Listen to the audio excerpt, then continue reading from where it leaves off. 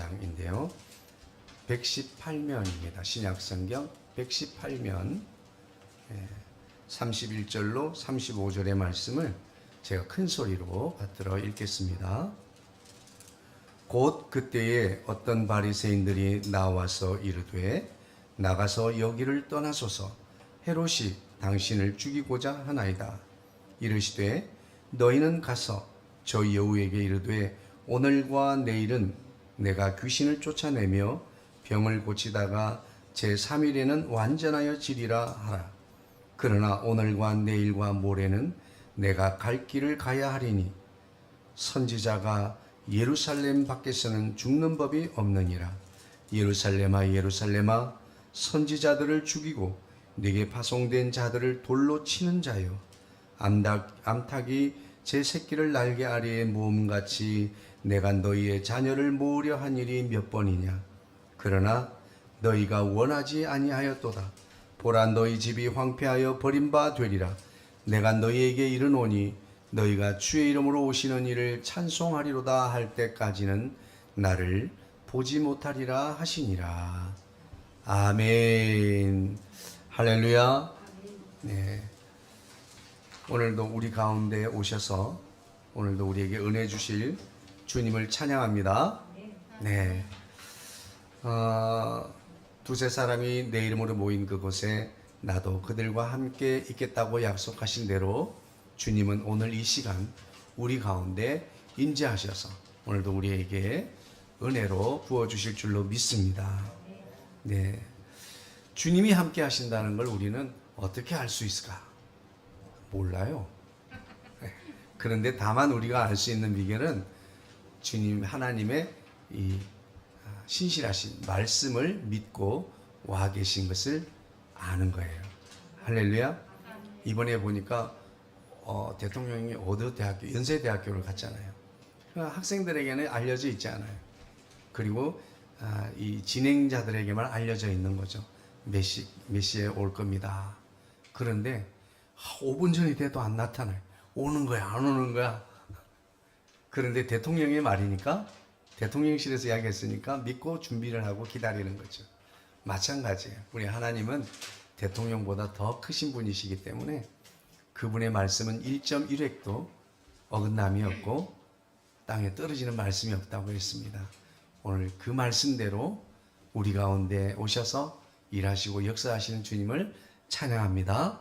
우리 서로 인사하겠습니다. 사랑합니다. 더 행복하셔서 그 일은 잘 될 것입니다. 아멘. 우리 박수기 권사님 또 이장순 집사님 함께 해주셔서 감사하고요. 또 가끔 이제 이렇게 독감처럼 요양원에 계시거나 이렇게 집합체로 단체로 계신 거주하는 곳에 코로나가 돌기도 하나 봐요. 그래서 강병숙 권사님은 또 이 코로나 후유증으로 그 권사님은 다른 사람에게 민폐 끼치는 걸 최고로 불편해하기 때문에 혹시나 해서 아마 또 못 오신 것 같으네요. 위에서 기도해 주시면 감사하겠습니다. 오늘 말씀의 제목은 뭐예요? 용기. 다이어 뭐라고 그랬어요? 오늘 제목이 뭐야? 설교 제목이? 예. 우리나라 말에 용기라고 하는 것은 그릇을 용기라고 하기도 하죠. 그런데 이 용기, 제가 용기라고 제목을 했지만 오늘 방송에는 담대함이라고 지금 그렇게 적혀 있을 거예요. 그러니까 좀 더 정확한 표현을 하자면 담대함이라고 하는 표현이 옳을 것 같아요. 그래서 제가 용기가 무엇인가, 용기와 정의와 또 용기가 필요한 이유에 대해서 한번 찾아보았습니다. 용기는 두려움, 고통, 위험, 불확실성 또는 위험에 용기를 가지는 것, 즉 힘과 및 결단력을 가지고 그 상황에 직면하는 능력을 용기라고 합니다. 용기는 한문으로는 날쌘 용, 기운기입니다. 그래서 아주 날쌔다, 과감하다, 결단력이 있다. 그리고 기는 기운을 말하는 거예요. 공기, 또 대기, 공중에 있는 기운, 그리고 우리 사람의 숨, 이것들을 말합니다. 그래서 이 용기를 갖는다는 것은 기꺼이 위험을 감수하고 도전에 직면하고 자신감과 목적의식을 가지고 어려운 상황에 맞서는 것을 용기라고 하는 거예요. 자신의 두려움과 한계를 인정하고 받아들일 수 있는 자세도 용기입니다. 그리고 계속해서 앞으로 나아가고 그리고 내게 중요하고 그리고 꼭 필요한 것들은 어렵더라도 감당하는 결단과 의지를 용기라고 말합니다. 그래서 이 용기는 두려움이 없는 것이 아니라 오히려 그 두려움 속에서도 불구하고 행동할 수 있는 능력을 용기라고 하는 것입니다. 우리 어린이들은 용기 있는 자가 되기를 주의 이름으로 축복합니다. 네. 용기가 있어야 돼요. 어떤 사람들은 이 용기를 특별한 사람들만 가지는 것이라고 생각해요. 아마 좀 이 DNA적으로 도전하고 그리고 새로운 것을 좋아하는 이런 DNA도 있는 것 같아요. 그런데 저희 집안에 있는 DNA는 새로운 것에 대한 두려움이 있는 것, 그리고 도전하는데 잘 못되면 어떡할까? 그래서 제대로 못할 바에는 하지 말자 이런 마음이 있었어요. 근데 제가 어느 날 저기 구파바를 지나가는데 공사장 현장에 이렇게 그 만화 주인공으로 해서 그림을 붙여놨는데 차라리 실패하라 이런 말이 있더라고요. 차라리 실패하라. 사람 크기만한 큰 글자로 아파트 공사장에 이렇게 써놨는데 너무 가슴이 뻥 와닿더라고요. 차라리 실패하라. 이 말은 무슨 말이에요? 시작하지 않은 것보다 차라리 실패한 게 더 좋다는 거예요. 왜냐하면 실패를 통해서 배우고 실패를 통해서 내가 이번에는 1m를 나갔다면 나중에는 실패를 통해서 10m를 나가게 되고 또 그 10m에서 실패할지라도 또 그 다음번에 할 때는 100m를 나가게 돼서 마침내 우리는 목적하는 바를 이루게 될 것이라는 거죠. 저도 바라기는 모든 사람들이 그런 이야기를 한대요. 나도 두려움 없이 뭔가를 끊임없이 도전하는 이런 용기가 내게 있어야 되겠다 생각을 합니다. 그런데 저한테는 그런 자원이 많이 부족한 것 같아요. 그런데 제가 교회를 개척하고 목회를 하면서 딴 사람이 됐어요. 제가 가지고 있는 DNA와 전혀 다른 삶을 살고 있습니다. 맨바닥, 맨손에 그냥 그런데도 정말 하나님이 뒤에서 백이 돼주시니까 야 그런 거구나. 우리에게는 여전히 이 용기에 관한 DNA는 없지만 우리에게 두려움이 없게 하시는 하나님이 계시는구나. 할렐루야. 임종을 늘 목격하는 사람들의 이야기가 있는데 그 중에서 죽음을 앞두고 꼭 하는 말이 있는데 그 중에 하나가 해볼 걸, 도전해볼 걸, 사랑한다고 고백할 걸, 내가 무엇을 해볼 걸. 하여튼 한마디로 말하면 해볼 걸. 안 해보면 후회됩니다. 차라리 안 해보고 후회하는 것보다 해보는 도전에 정신이 있기를 주의 이름으로 축복합니다. 그렇다고 범죄를 마음속에 있는 걸 해볼 걸 하라는 얘기가 아니에요. 이걸 꼭 이렇게 설교를 짜집기를 해서 편집해서 듣는 분들이 있어요. 그래서 꼭 염려가 돼서 말씀을 드려야 됩니다. 그래서 용기를 갖는 것은 장애물을 극복하고 새로운 도전을 하고 또 목표를 달성할 수 있게 해주기 때문에 용기를 가지는 것은 참 중요한 일입니다. 그리고 우리로 하여금 만족스럽고 의미 있는 삶을 살 수 있게 해주고 세상에서 긍정적인 변화를 만들고 우리 자신과 주변 사람들을 위해서 더 나은 미래를 만들 수 있도록 합니다. 그래서 용기를 갖는 것은 또한 우리가 삶의 모든 측면에서 성공하기 위한 필수 자질이 되어지는 것입니다. 그리고 삶의 탄력성과 인내, 자신감을 발전시키는데 큰 도움이 됩니다라고 되어 있었어요. 네. 저도 이게 전적으로 동의합니다. 우리가 용기를 가지고 도전하는 자만이 이룰 수 있고 도전하는 자만이 조금 더 향상된 삶을 살 수 있게 될 줄로 믿습니다. 자, 오늘의 본문 속으로 다시 우리가 들어가 보면요. 본문의 시작은 곧 그때에라는 말로 시작하고 있어요. 그때가 언제일까요? 곧 그때란 말은 그 이전의 장소와 상황에 연결된 이야기라고 하는 것을 우리는 미루어 짐작할 수가 있어요. 그 앞에는 무슨 이야기가 있었나요?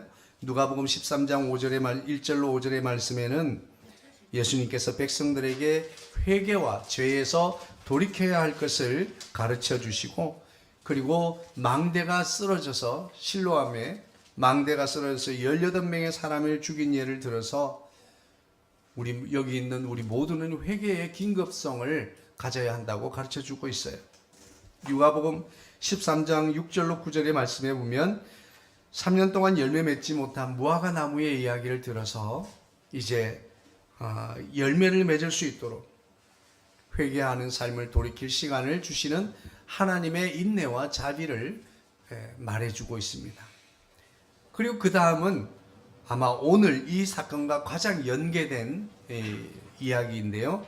누가복음 13장 10절로 17절에 보면 예수님은 안식일이었는데 회당에서 18년 동안 귀신 들려 꼬부라져 펴지 못하는 여인을 고쳐 주셨습니다. 그렇게 하면서 그곳에 있던 종교 지도자들에게 비난을 받게 되고, 예수님은 그들이 안식일에 대한 율법주의적인 접근 방식과 타인의 고통에 대한 동정심이 부족한 것을 지적하시고 꾸짖어 주셨습니다. 이런 맥락에서 오늘 누가복음 13장 31절에 똑같은 상황과 장소가 지금 있는 곳이에요. 그런 여러 가지 바리새인들하고 논쟁을 하고 있는 예수님, 그에게 몇몇 바리새인들이 예수님께 그런 이야기를 하는 거예요. 예수님, 지금 이 갈릴리 지역의 통치자인 헤롯이 예수님을 죽이고자 하는 것을 모르느냐? 속히 이 지역을 떠나라 라고 경고의 말씀을 주신 것입니다. 그리고 예수님은 그들을 이 헤롯의 위협을 경고하는 바리새인들에게 예수님의 대답을 선포하는 내용이 오늘 본문의 내용이에요. 이 헤롯 왕은 예수님이 태어날 때 아기들을 죽이라고 했던 그 헤롯이 아니에요. 그 헤롯의 아들인 3명의 헤롯 중에 한 헤롯입니다. 그래서 이 안티바스 헤롯은 갈릴리 지역을 통치하고 있었습니다. 그래서 자꾸 예수님이 가는 곳마다 사람들이 몰려다니고 막 이러니까 너무 신경이 쓰이는 거예요. 그래서 헤롯이 죽여버려야 되겠다 생각을 했던 것 같아요. 그리고 어찌 보면 뭐라고 그랬습니까? 무슨 여우라고 그랬어요? 예? 저 여우. 근데 이 원어적인 그 생략된 단어가 있는데 암여우라고 돼 있어요. 그러니까 교활함을 말하는 거예요. 그리고 이 암여우라고 하는, 남자들은 여자의 말을 듣잖아요. 그러니까 헤롯 왕이 권세가 있지만 그 권세자를 다루고 움직이고 조정하는 이는 그의 아내라는 거예요. 그 아내가 누구예요? 헤롯의 목을 베게 했던 그 여인. 그 여인이 세례 요한도 죽이고 이제 예수님도 죽일 판이에요. 그런데 이 바리새인들이 예수님께 경고했다고 하는 이야기는 바리새인들 중에 예수님을 추종하고 예수님을 지지했던 사람들이라고 보는 견해도 있고요. 두 번째로는 아예 예수님을 이 갈릴리 지방에서 유대 지방 베들레헴 쪽으로 내어 쫓기 위해서 이 헤롯 쪽의 사람들과 바리새인들이 짜서 그런 소문으로 예수님을 내어 쫓으려고 한다라고 하는 이 바리새인과의 공동 작전이다라고 이렇게 보는 견해도 있습니다. 저는 그 후자에 지지를 하는 사람이에요. 그래서 결국은 예수님을 지금 이곳에서 내어 쫓기 위한 위협을 가한 거죠. 안 가면 죽어요. 이거에 한마디로 말하면, 오늘날로 쉽게 표현하면 가세요. 여기 있다간 죽습니다. 이런 분위기 아시죠? 이해됐어? 가요. 안 가면 여기 있으면 죽어요. 이렇게 된 거예요. 네. 자, 그랬을 때 예수님의 반응을 오늘 우리는 보고 이 반응 속에서 우리가 배울 것이 무엇이 있을까 한번 보도록 하겠습니다. 근데 예수님은 이 헤롯의 이런 위협의 경고에도 두려워하지 않고 위험하고 위협적인 이 상황에도 불구하고 당신의 일을 계속해 나가겠다라고 말하고 있습니다. 뿐만 아니라 예루살렘 사람들이 이전에 온 선지자들을 배척한 것처럼 자신과 그의 메시지를 배척한 것에 대해서 답답함과 슬픈 마음을 토로하고 있습니다. 가서 저 여우에게 이르되 오늘과 내일 내가 귀신을 쫓아내며 병을 고치다가 제3일에는 나의 할 일을 마치노라라고 말하고 있습니다. 물론 우리가 잘 아는 대로 제3일은 예수님의 부활을 예표하고 있는 말씀이죠. 오늘 이 구절을 보면서 우리가 과연 예수님처럼 할 수 있을까? 위협하는 사람들에게 놀라운 용기를 보여주고 있습니다. 자신을 해치는 자들이 있다는 것을 알고 있지만 세상에 대한 치유와 구원에 대한 사명을 놓지 않겠다. 그리고 지금 내가 하는 일에 계속해서 나는 집중한 상태를 유지하겠다 라고 하는 것이 예수님의 말씀이에요.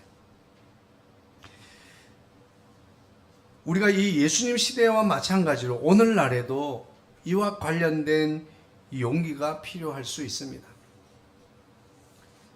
우리는 예수님처럼 용기 있는 자가 되기를 주의 이름으로 축복합니다.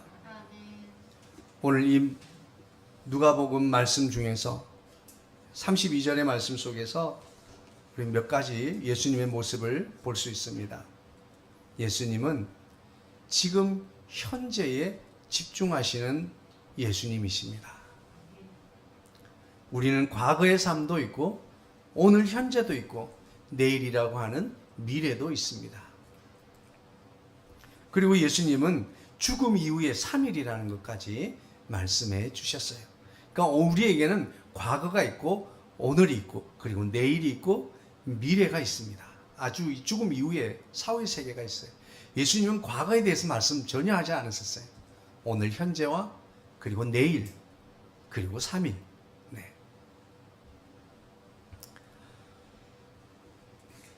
예수님은 오늘과 내일 병을 고치고 귀신을 쫓아낸다고 말씀하고 있습니다. 지금 하지 말라고 하는 그 일을 나는 계속하겠다고 하는 거예요. 당면한 과제에 집중하고 두려움이나 불확실성으로 인해서 주의가 분산되는 일은 없을 것이다 라고 말해주고 있는 거예요. 이것은 우리 자신의 삶에 있어서 강력한 교훈을 주는 말씀입니다. 우리는 종종 미래에 대한 걱정이나 과거에 대한 후회에 억눌려서 눈앞에 있는 기회를 놓치고 말 때가 있습니다. 우리가 지금 이 순간에 완전히 자신의 모습으로 당당히 서 있는 법을 배울 수 있다면 어떤 도전이 닥치든 우리는 그 도전 앞에 마주설 수 있는 직면할 용기를 찾을 수 있게 될 줄로 믿습니다.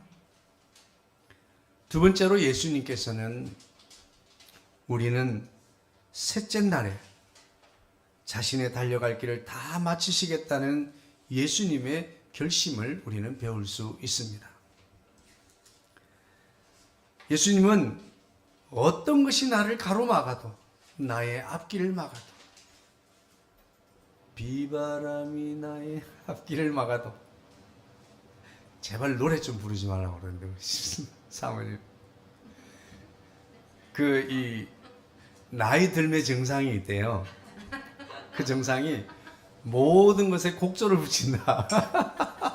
어디 보자. 이게 어디 갔나. 문득문득 제가 놀랍니다. 그러지 않기를 기도해 주시기 바랍니다.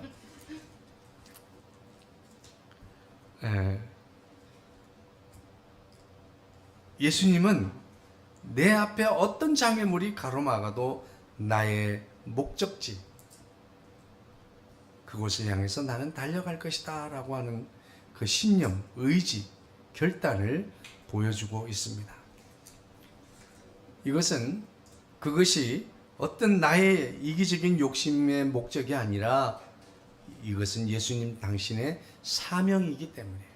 할렐루야. 그래서 우리 그리스도인은 내 삶의 목적을 위해서 사는 사람이 아니라 나의 사명을 위해서 사는 사람이 되어야 될 줄로 믿습니다. 하나님은 우리에게 왜 달란트를 맡기실까요? 왜 우리에게 재능을 주실까요? 왜 우리에게 탁월함을 주실까요? 그것은 우리에게 특별히 기대하는 사명이 있기 때문이에요. 할렐루야. 그래서 내가 살아가면서 이 땅에서 내가 살아야 할 이유, 존재의 이유, 그리고 내가 무엇을 해야 할지 사명을 깨닫는 순간 우리는 정말 특별한 존재가 되어질 줄로 믿습니다. 예수님은 사명을 위해서 사는 것, 사명을 위해서라면 어떤 어려움도 감당하고 부딪히겠다고 하는 그것이 바로 용기의 핵심인 것을 보여주고 있습니다. 어렵거나 불편하면 외면하고 그리고 미루는 스타일이 아니라, 이건 결코 제 이야기가 아닙니다. 온 세계의 남성들의 이야기입니다. 불편하면 외면하고 그리고 힘들면 뒤로 미루려고 하는 경향이 우리 남성들에게 있습니다. 저는 그러니까 남성 여성으로 놓고 볼 때 여성에게 배우는 것은 불편하고 어려워도 하겠다고 하는 이런 것을 저는 배웁니다. 아마 이게 잉태와 출산이라는 과정을 통해서 배우게 되는 것 같아요. 자연스럽게 여성에게는. 근데 남성에는 그런 과정이 없잖아요. 안타깝게도. 그래서 조금 뭐라고 할까? 불편한 것을 견디고 어려운 것을 이뤄내겠다고 하는 그런 이 자연인 남성 여성을 이야기하는 거예요. 특정인을 이야기하는 게 아니고. 그런 점에서 조금 우월하지 않을까. 그래서 여성을 돕는 자로, 남성보다 조금 우월하니까 돕는 자로 보내주셨다. 저는 그렇게 이해하고 있습니다.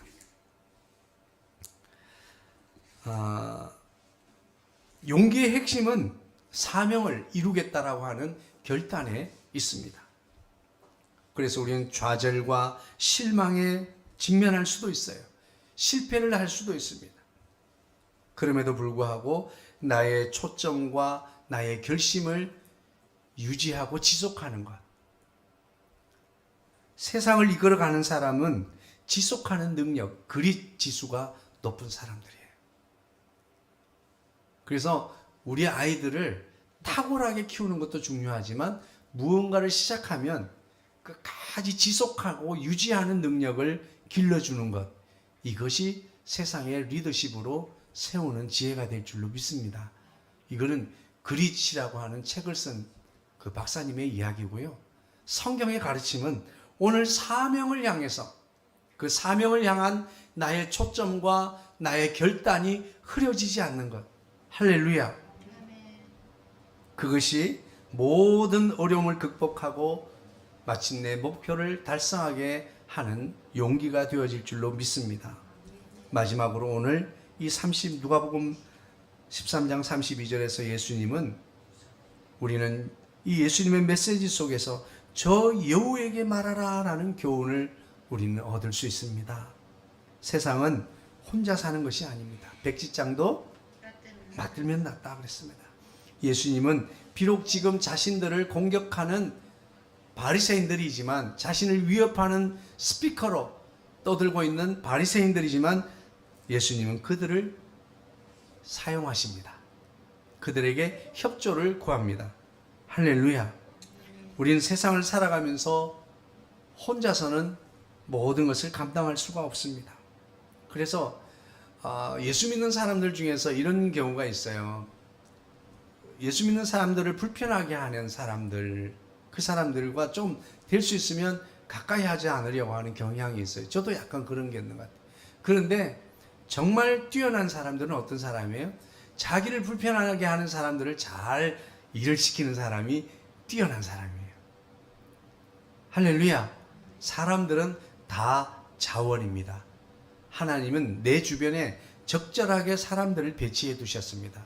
전도할 수 있도록, 사랑할 수 있도록, 그리고 나를 도와줄 수 있도록. 그러니까 내 주변에 있는 사람은 다 원수고 적들이 아니라 하나님이 나를 위해서 배치해 둔 나의 자원이에요. 나의 에너지, 나의 힘, 나의 도움. 하나님의 손으로, 내가 힘들 때 같이 밀어줄 하나님의 손으로 보내준 사람들일 수 있어요. 그런데 우리가 교만해서 내 마음에 안 들어, 차라리 내가 혼자 하고 만다, 이런 게 아니에요. 우리가 적절하게 주변에 있는 사람들과 함께 동력할 수 있게 되기를 주의 이름으로 축복합니다. 우리 그리스도인들이 함께하는 힘이 좀 부족하지 않을까, 이런 생각이 들어요. 그래서 다른 사람들의 지지와 격려를 구할 수 있고, 또 우리를 일으켜줄 사람들과 함께 어려움과 성공을 나눌 수 있게 될 줄로 믿습니다. 이것은 우리가 고립되거나 압도당할 수 있는 위기나 불확실성의 시기에 특별히 중요한 요소가 되어질 것입니다. 오늘날 같이 공감이 중요하고 함께하는 것이 중요하고 연대가 중요한 시대에 우리가 나 혼자서만 독불장군처럼 살겠다고 하면 그것은 어리석은 것입니다. 그래서 서로에게 손을 내밀고 서로의 경험을 공유함으로써 우리는 우리 앞에 놓여 있는 것이 무엇이든지 맞설 힘과 용기를 찾을 수 있게 될 줄로 믿습니다. 이렇듯 예수님을 위협하는 위협 앞에서 물러서지 않고 나는 my way, 나의 길을 가겠다라고 선포하고 있습니다. 자, 여기쯤에 이르면 항상 해야 되는 고민은 뭐예요? 그렇다면, 항상 그렇다면이에요. 그렇다면 예수님은 그렇게, 예수님 그 당시에 그 예수님을 위협하는 바리새인과 헤롯 왕의 위협을 이렇게 물리치시고 당신은 묵묵하게 갈 길을 사역하실 것을 다 사역하시고 마침내 십자가에 달리셔서 3일의 완전함을 이루셨다면 그 예수님을 따라가는 우리 믿음의 사람들은 우리 앞에 다가오는 위협들 앞에서, 도전 앞에서 우리는 어떤 태도와 어떤 자세로 살아가야 할까? 이것이 우리의 과제입니다. 예수님은 생명을 위협하는 속에서도 용기 있는 모습으로 사명을 향해서 나아가셨습니다. 그 모습을 우리는 보았어요. 그렇다면 우리 삶 속에서 여러 가지 어려움들 앞에서 약해지는 우리들도 예수님처럼 용기 있는 삶을 열어가기 위해서 우리에게 필요한 것이 무엇일까요? 첫 번째는 담대함입니다. 할렐루야. 제가 용기라고 제목을 했지만 왜 담대함으로 유튜브에 올리고 바꿨느냐? 더 정확한 표현이 담대함이에요. 용기는 내가 어떻게 용기를 내보겠다고 할지 모르겠지만 담대함은 내가 선택하는 거예요. 여러분, 두려움 없는 삶은 저와 여러분의 선택에 있는 줄로 믿으시기 바랍니다. 어렵고 도전적인 상황에 직면해서 옳다고 여겨지는 것을 지켜나가는 것,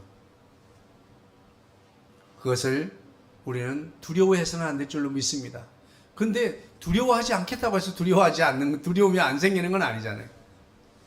항상 용기 있는 사람들도 두려움이 없는 게 아니에요. 우리는 하나님께서 우리와 함께 계시며 우리가 그분의 뜻을 행할 때 우리를 인도하고 보호하신다는 것을 기억해야 될 줄로 믿습니다. 우리가 어떻게 담대할 수 있어요? 이 믿음을 가질 때 담대할 수 있습니다. 할렐루야. 우리는 담대해야 될 줄로 믿습니다. 올 가을쯤에는 우리가 그 캠페인을 한번 할까 모르겠어요. 늘 했던 캠페인인데 두려움 없는 믿음. 두려움 없는 믿음 40일 캠페인을 했었습니다. 그러니까 캠페인을 너무 많이 하니까 막 힘들어하시기에 네. 저는 사람들을 성도들을 괴롭게 하려고 존재하는 사람이 아니에요. 도와주려고 존재하는 사람입니다. 그래서 함께 하겠다고 허락하시면 올 가을 때쯤 한번 두려움이 없는 믿음에 대한 캠페인을 함께 하도록 하겠습니다. 두 번째입니다. 예수님께서 먼저 보여주신 그 용기 있는 삶, 담대한 삶의 모범을 따라서 내 삶의 현장에서 나도 그렇게 용기 있는 사람으로 살고 싶은데 어떻게 해야 될까요? 담대함을 선택하십시오라고 하는 것입니다. 담대한 믿음을 가져야 합니다. 이 담대함은 바로 나의 도움이 되시고 나를 지키시는 하나님을 신뢰하는 믿음을 가질 때 담대함을 가질 수 있게 될 줄로 믿습니다. 두 번째입니다. 우리가 오늘 예수님의 말씀 속에서 배울 수 있는 것 두 번째는 회개하십시오라고 하는 거예요. 할렐루야. 이런 경우가 옛날에 부흥사 목사님 이런 회개에 대해서 말씀할 때 이런 이야기를 하시더라고요. 마귀 사단은 우리의 죄라고 하는 그 조그만 틈이라도 있으면 비집고 들어와서 너 이런 짓을 했잖아 라고 하면서 자꾸 틈을 냅니다. 우리 믿음의 삶에 대해서. 그런데 한 부흥사 목사님 말하기를 우리에게 회개가 왜 필요하냐? 이를테면 아버지 호주머니에 있는 10,000원짜리를 본의 아니게 어떻게 하다 보니까 딱 잡았는데 느껴졌어. 이건 10,000원이다. 50,000원이다. 그래서 그걸 가지고 나가서 친구들하고 열심히 놀다 왔는데 35,000원이 남았어요. 그랬더니 친구가 뭐라면 야 10,000원 내. 왜? 내 돈이야. 그랬더니 10,000원 안 주면 네 아빠한테 이른다.